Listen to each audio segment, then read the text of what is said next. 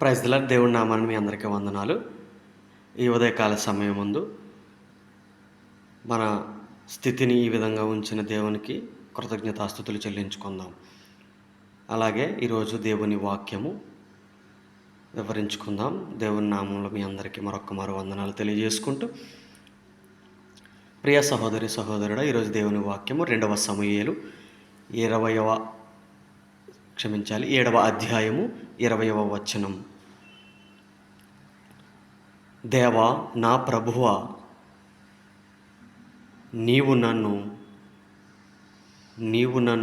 నా దాసుడనైన నన్ను ఎరిగితివి.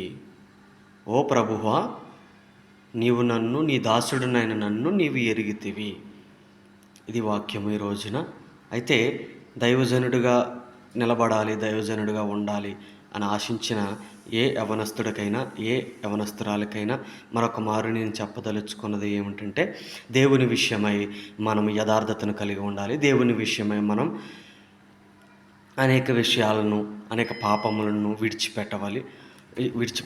అదేవిధంగా దేవుని విషయమై మనం చేస్తున్న ప్రతి క్రియను సరిచూసుకోవాలి.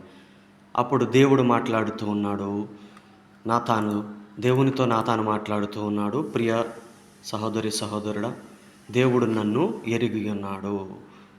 దైవజనుడు అయినటువంటి నన్ను దేవుడు ఎరిగి ఉన్నాడు. దేవుడు నిన్ను ఎరిగి ఉన్నాడు. దేవుడిని నీవు ఆశ్రయించిన ఎడల దేవుడు నీ కొరకు బహు మేలు గొప్ప కార్యాలు చేస్తాడు. దేవునికి స్తోత్రం కలుగును గాక.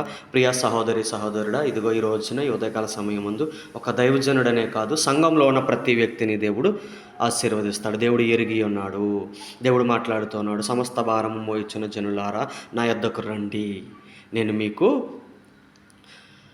ఆశీర్వాదమునిచ్చేదను. దేవునికి స్తోత్రం కలుగును గాక. దేవుడు మీతో మాట్లాడుతూ ఉన్నాడు, సమస్త జనులారా మీ భారమును దేవుని యొద్దకు తీసుకుని రండి.